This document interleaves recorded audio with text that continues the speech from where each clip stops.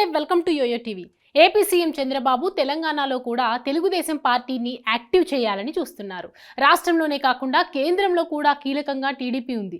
ఇక తెలంగాణలో చూస్తే బీఆర్ఎస్ ఓటమి తర్వాత నానాటికి గ్రాఫ్ తగ్గిపోతుంది. టీడీపీని నష్టపరిచి బీఆర్ఎస్ ఎదిగింది. ఇప్పుడు బీఆర్ఎస్ రేస్లో వెనక్కి వెళ్లడంతో టీడీపీకి మంచి రోజులు వచ్చినట్లే అని అంటున్నారు. ఈ పరిణామాల నేపథ్యంలో చంద్రబాబు తెలంగాణలో టీడీపీ గేర్ మార్చి స్పీడ్ పెంచాలని చూస్తున్నారు. టీడీపీకి పూర్వ వైభవం తీసుకొని రావాలని ఆయన ఆలోచిస్తున్నారు. ఇప్పటికీ గ్రేటర్ హైదరాబాద్, రంగారెడ్డి, నల్గొండ, ఖమ్మం వంటి చోట్ల టీడీపీకి బలం ఉంది. దాంతో పార్టీని పట్టాలెక్కిస్తే రానున్న స్థానిక సంస్థలలో ధీటుగా తలపడి మంచి ఫలితాలు అందుకుంటుందని బాబు ఆలోచిస్తున్నట్లు సమాచారం. ఈ నేపథ్యంలో పార్టీ పగ్గాలను బీసీ నేతకు అప్పగించాలని బాబు నిర్ణయించారు.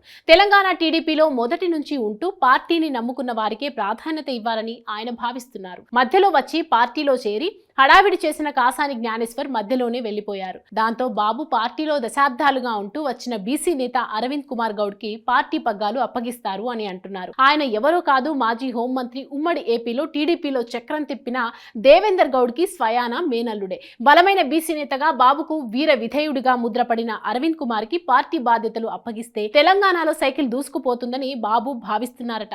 తాజాగా అరవింద్ కుమార్ గౌడ్ అమరావతి వచ్చి చంద్రబాబుని కలిశారు. దాంతో ఈ ప్రచారానికి మరింత బలం చేకూరింది. శ్రావణ మాసంలో మంచి ముహూర్తం చూసి అరవింద్ పేరుని బాబు ప్రకటిస్తారని, ఆ మీదట ఆయన అధ్యక్ష బాధ్యతలు కూడా ఘనంగా నిర్వహించేలా చూస్తారని అంటున్నారు. ఇక ఏపీలో అధికారం ఉంది కాబట్టి తెలంగాణ నేతలకు టీటీడీ బోర్డులో మెంబర్స్ గాను, అలాగే రాజ్యసభ సీట్లలో అవకాశాలను ఇవ్వడం ద్వారా అధికారానికి కూడా దగ్గర చేయాలని చూస్తున్నారట. మొత్తానికి తెలంగాణలో బీజేపీ ఇప్పుడు సెకండ్ ప్లేస్ కోసం పోటీ పడుతుంది. ఆ పార్టీకి జనసేనతో పొత్తు ఉంది. టీడీపీ కూడా బలపడితే అప్పుడు ఎన్డీఏ కూటమిగా తెలంగాణలోనూ 3 పార్టీలు పోటీ చేస్తాయా అన్న చర్చ కూడా సాగుతోంది.